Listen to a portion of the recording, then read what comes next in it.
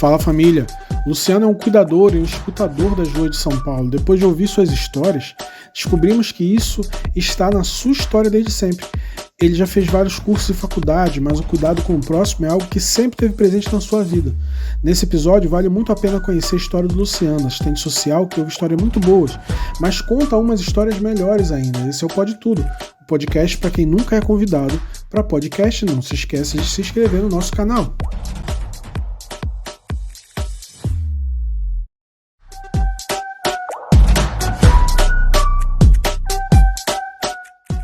Lu, tudo bem? Você sabe o que é um podcast? Você sabe o que é? O que é pra você? Ah, mano, podcast é entrevista. É tipo que era rádio. Exato. Não, total. E agora tem com imagem também. É, o lance de entrevista no rádio, pra mim já era podcast. E aí, o Anderson e aí eu e a Ju, a gente tá fazendo, e é basicamente o que a gente já fazia na SP Invisível, depois fala um pouco mais, é entender que não é só famoso que tem uma história legal para contar. Todo Sim. mundo tem uma história. Todo mundo pode contar uma história boa. Aham. E aí, você veio aqui ajudar a gente hoje, mas também vai ser entrevistado. E aí eu queria primeiro saber algumas coisas que a gente nunca trocou ideia. Por exemplo, como é que foi sua infância? Você cresceu na ZL, nasceu na ZL? Conta aí um pouco. Cara, minha infância foi muito louca. Conta a história antes, né? Eu nasci em Guarulhos, só que eu só nasci, né? Fui até Guarulhos pra nascer e voltei pra Penha. Eu sou da Penha. E meus pais, eles se conheceram muito novos, assim, acho que 17, 18 anos. Minha mãe engravidou rápido, assim, tal. Teve minha irmã antes, depois cheguei um ano e meio depois. E aí a gente, lá na Penha, eu lembro que a gente foi morar quando minha segunda irmã nasceu, a gente foi morar numa rua, velho, que era tipo, sabe quando a gente fala antigamente era tudo brejo? Era literalmente, rua de terra, aquele batão na frente, quando passava o trator, baixava o mato, virava campo de futebol. Então eu tive uma infância pique interior aqui em São Paulo, saca? Mano, saudável pra cacete, assim, cara. Aquelas infâncias de futebol, bolinha de gude, sei lá, pega-pega, esconde-esconde, corrida de bicicleta do bairro inteiro. Então, eu tive uma infância bem legal. Vivi lá na Penha, nessa época. Você e sua irmã, quem mais? Eu, minha irmã, não, meu pai e minha mãe, eu e minhas duas irmãs, né? Tipo, a Anaína é 1 ano, 2 meses mais velha do que eu e a Jó é 4 anos mais nova do que eu. Você é o do meio. Eu sou do meio. 2 irmãs. E aí, você morou na ZL até que tempo? Hoje você tá no centro? Sua trajetória de Cara, mudança? quando eu tinha... Minha família sempre foi muito próxima, assim, né? Principalmente pro lado do meu pai, que tinha aquela frequência do domingo, almoço na casa da avó e tal. Então todo mundo, era aquela casa que todo mundo tava ali sempre. E aí meu avô, ele tinha uma questão de saúde, que foi agravando um pouquinho depois, tá? E quando eu fui chegando ali próximo dos meus 15 anos, eu ficava muito ali, né? Família de um modo geral, mas eu frequentava muito ali. E meu avô tinha dado uma piorada. Aí eu comecei a dormir ali na casa deles e tal, morar na casa deles. Aí ele acabou falecendo. Isso eu já tinha uns 16 anos. Aí minha avó pediu para eu continuar ali. Então nos meus 15 anos, mais ou menos, 14, 15 anos, eu fui morar com eles, também na Penha. Ali perto da quadra da Neném, de Vila Matilde. E aí, ali daí pra frente, sobre mudança, vamos lá. Eu perco um pouco a noção do tempo na minha vida, essa questão de onde eu morei. Porque o lance de morar ali com a minha avó, foi bem numa época de adolescência pra fase adulta, que foi onde minha vida de rolê era frenética. Eu falo vida social pra ficar mais leve, mas a vida de rolê era frenética, de sair de segunda a segunda e tal. E isso durou até 20 e alguns anos, 20 e muitos anos, junto com o trampo.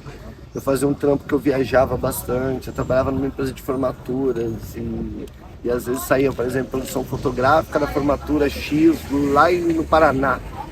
Aí eu Sempre pegava tá e lá. ia pro Paraná. Então eu tinha que ficar viajando de cidade em cidade. E aí eu falo pra todo mundo que teve tem um hiato aí na minha vida que eu não sei onde eu morava. Fala, tipo, essa é a minha casa. A casa da minha mãe, a casa da minha avó, a casa de amigos. Tem brother meu que brinca até, eu andava com a mochilinha. E tinha dia que eu ia pra casa de brother e ficava meses lá, sei lá, um mês. Subia, viajava de novo, voltava para a casa de outro amigo, então eu perdi um pouco. Aí chegou, cara, foi isso, aí até meus. Eu perco um pouco, mas assim, quase até meus 30 anos, aí tinha um outro relacionamento. Eu não lembro muito da época, assim, mas aqui, por exemplo, no centro, eu vim morar faz. Frequentar já é mais fácil falar, que eu frequento desde os meus 16, 17 anos. Mas morar faz o que? Um ano e pouco.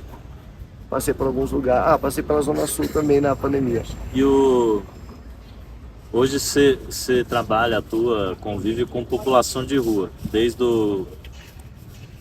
de quando você trabalhava na assistência social, aí na SP Invisível, agora no PIMP, na pesquisa. Essa proximidade com a pauta, você acha que tem a ver também com esse rolê, esse tempo meio nômade aí que você ficou? De se identificar ou sempre foi? Sempre gostou? Cara, com a rua você diz, eu acho que todas as minhas vivências, né? Porque assim, primeiro que eu cresci num lugar, puta, bem humilde, né? Periférico, mas não tão periférico, né? Que você fala pra galera que eu sou da quebrada e fala que eu sou da Penha, a galera vai falar, quebrado do caralho, que quebrado. Só que assim, aquele lugar simples, pessoas simples. E aí, cara, depois de um tempo na minha vida também eu vivi em lugares ao contrário. Tem amigos playboy, tem outros rolês. E eu acho que de um modo geral trouxe essa construção pra rua. Eu comecei a visualizar as duas pontas, tá ligado? Tipo, começou a me afetar mais ver a galera na rua. Vivendo outras realidades também no oposto. E aí cada dia que foi passando assim, isso aí foi marcando na minha vida. Só que é antigo, Vinão. A parada é antiga, tipo, não que eu passei a me incomodar de um tempo pra cá, eu já dou trabalho com isso já faz um tempo. Ser crítico pra isso já faz um tempo. Eu não sei quando começou essa construção, mas diz minha mãe que essa questão social já é da minha vida desde muito tempo. Quando eu tava na, sei lá, segunda, terceira série, eu arrumei uma baita treta na fila da merenda, porque não queriam dar merenda a mais pra uma criança, saca? Entendi. E ela falou que já queria fazer essa evolução desde pequenininho, enfim. E aí eu me embrenhei nisso, nunca mais quero sair, saca? Então pra ver o bagulho mais de boa e mais confortável pra todo mundo. Ok. E hoje você mantém esse contato com a ZL, vai lá sempre e tal? Sim, não, minha família é bairrista pra cacete. Eu falo, meu pai, eu sempre brincava com a galera, se um dia eu ganhasse a Mega Sena e falasse, pai, onde você quer morar, onde você quer viver, eu vou te comprar uma mansão. Ele ia falar na Penha.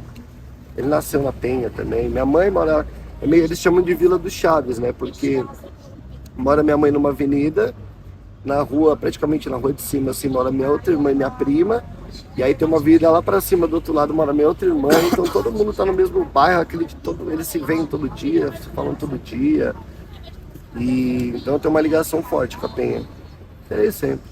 E é doido isso, né? Porque às vezes, por exemplo, você tá lá na quebrada, o cara que tá aqui na rua, ele, sei lá, é filho de alguém de lá. Lá é alguém que os caras falam, pô, primo nosso bêbado aí. Sim. E aí às vezes vem pro centro uma loucura. E aqui é totalmente julgado no mesmo rolê que você tá. Mano, eu vou até contar uma fita que aconteceu segunda-feira. Coisas que assim pra mim são incríveis, é sobrenatural até. De 97 a 2, sei lá, não sei o tempo preciso, mas minha avó tinha uma pizzaria lá na Penha. E aí nesse ciclo de pizzaria passa muito motoboy, muito pizzaiolo e tal. E eu tinha amizade com todos os motoboys, andava com os caras, fazia rolê e tal. E aí tinha um específico, que era um menino muito, muito bonzinho, assim. Ele parece aquele ator que faleceu, Heath Ledger, não lembro o nome dele, exatamente a pronúncia. E aí, enfim, ele era brother ali e tal, vários problemas na vida, de uso, de família e tal, só que ele é, pensa num moleque muito educado, assim, minha família adorava ele. Cara, eu tô falando do começo de 2000 ali. E nunca mais, não sei o que aconteceu na vida do Dente. Segunda-feira estava eu almoçando em Jundiaí. Eu sei, você no boteco lá, ele tinha um tempo para voltar para o lugar que eu ia. Detalhe, eu não conheço Jundiaí. Saí andando, dei uma volta no quarteirão, e aí como eu tenho um imã, tinha 2 velhinhos na praça ali, aí o velho na praça, numa calçada ali e tal. Aí o velhinho falou comigo, eu parei para conversar com os 2 velhinhos. Já tava ali fazendo um atendimento, né? Cara, eu tô de costas, passou um maluco, ele foi, deu uma volta e cumprimentou os velhinhos. Cumprimentou, olhei pra cara dele, quando eu olhei eu falei, ô, você lembra de mim, mano? O cara olhou pra minha cara assim, falou, mano, eu lembro, mas não sei da onde. Eu falei, se eu falar o nome do meu pai, você vai lembrar. O nome do meu pai é Alencar. Mano, eu não acredito. Aí depois eu fiquei sabendo, ele passou pela rua, passou por várias questões, tipo, tretas, foi preso, problema com uso compulsivo de substâncias, ficou internado. E eu encontrei agora ele saindo de uma clínica numa calçada de Jundiaí, bem pra caralho. Tá, passei meu número pra ele e vou retomar um contato que tinha. É aí que você fez essa pergunta, mano. 20 anos depois eu encontrei um cara lá da Penha, lá em Jundiaí, Sim. que tá em situação de acolhimento. Eu falo isso porque um dia uma tia minha falou, pô, tem um menino lá do bairro que saiu, começou a usar droga e tal, aí tá perdido. Eu falei, mano, qualquer dia eu posso encontrar esse Acho moleque no centro, e mano. não sei de quem é, tá ligado? Mas pra eles é um cara querido, um cara íntimo. Muito doido isso. Tem mais coisa pra falar que você Mas não falou? observa, né? Se a gente continuar falando aqui, a gente vai até amanhã, né, mano? Eu só não sei falar. Tem pergunta, Gil? Tem uma pergunta. A gente se conheceu há pouco tempo, né, Lu? E aí a gente tá se reencontrando hoje, tipo... Acho que você tem essa coisa de ser um cara muito querido, muito solícito, de atender os convites dos amigos e tal. E a gente quase te colocou numa furada, né? Até com a cara amassada, acordando quase Imagina, agora. Não tem nada de cara amassada.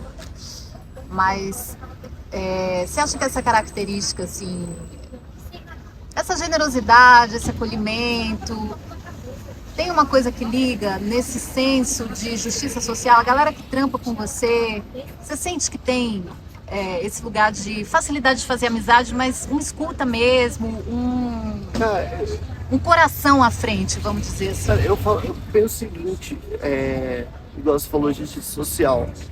Antigamente eu falava que eu era incomodado com a desigualdade social, né? E a desigualdade social nunca vai deixar de existir. Desigualdade sempre vai existir, né? Porque vai todo mundo equiparar. Mas eu sou muito incomodado com o sofrimento, saca? E é esse lance pra mim que me pegou pra trampar com isso. E aí, de um modo geral, de relacionamentos, né?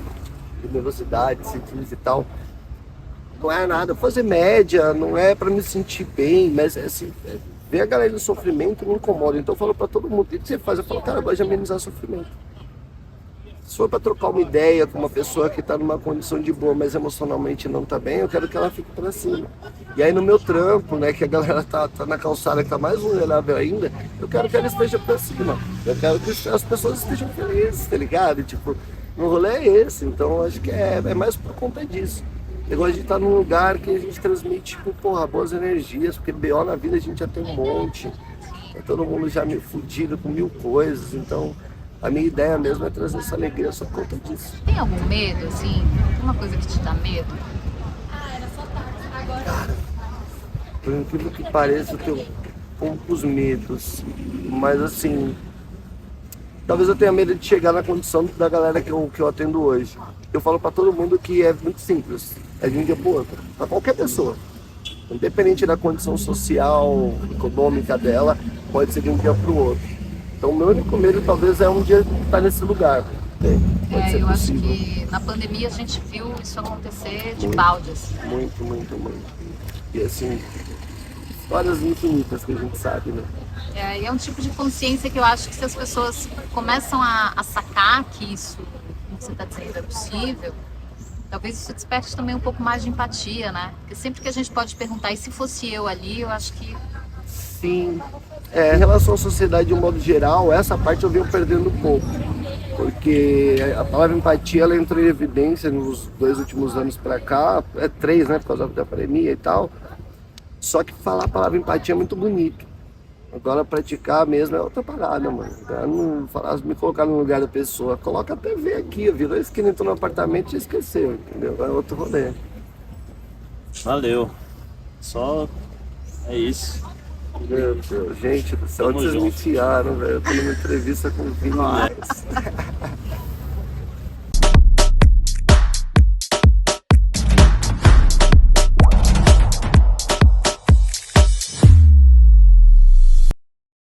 Detalhe, né? E a camiseta que eu tô, se ligaram? É Titi Chong, caceta. É dos bons.